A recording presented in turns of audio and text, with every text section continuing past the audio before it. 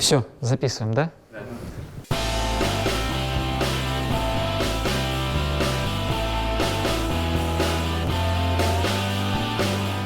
Меня зовут Александр Спиридонов. Я скульптор и основатель студии Скульптарта.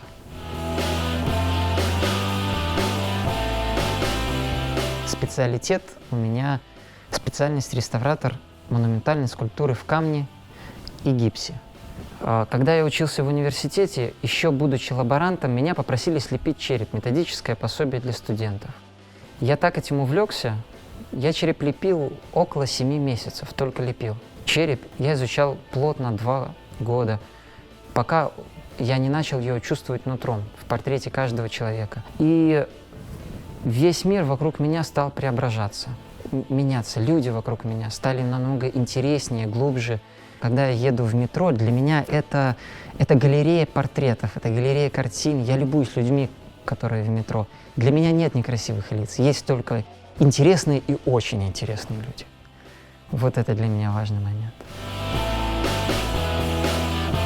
Очень много я посвящаю именно скульптурному портрету. Однако ко мне периодически обращаются и частные заказчики, но и музеи. Так, например, для музея телефонов я в свое время создавал скульптуры телефониста и связистки. Один из последних заказов очень интересных – это создание бюста Александра Беллу. Эта скульптура создается для детей, для слепых и слабовидящих. И важной частью будет в том, что они, когда будут приходить в музей, они будут все трогать, и в том числе этот бюст создается мною с учетом того, что они будут знакомиться с изобретательным телефоном тактильным путем.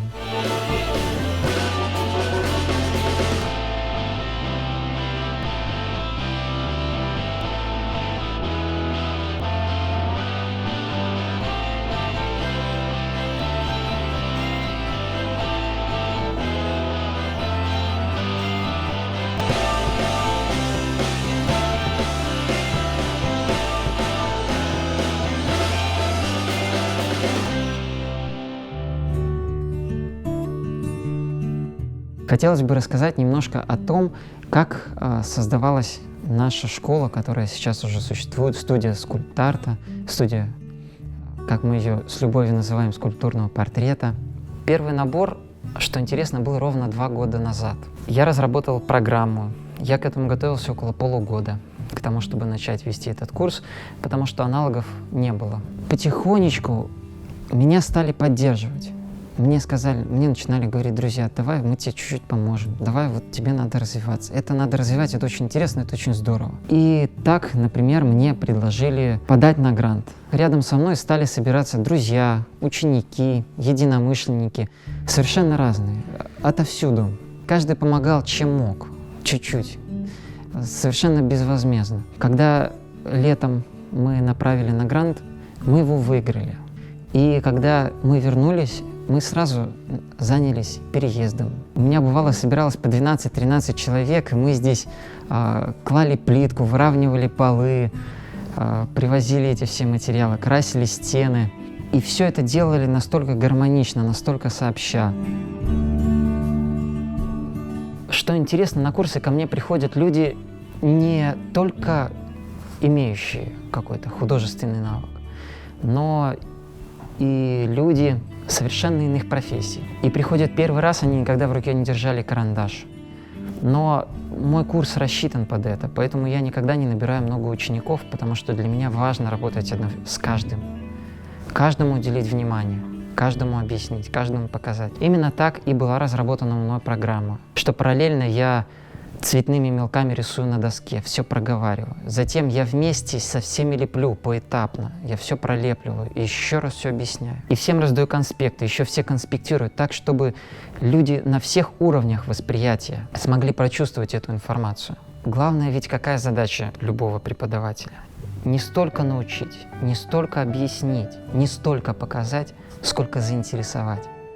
Если человек проявляет интерес, то он проявляет и любовь. Впереди у нас еще много интересных планов, проектов. Например, у нас также проходил пробный курс, который мы назвали «Фантазийный портрет», где люди лепили созданий, которых не существует. Они их комбинировали из человека с какими-то другими, либо животными, либо создавали совсем своих персонажей, либо из кинофильмов. Они заполняли специальную анкету, которую я разработал. Разрабатывали чертежи. По этим чертежам я изготавливал каркасы, затем мы лепили. И настолько интересные результаты получились, что их работы мы отправляем на различные выставки.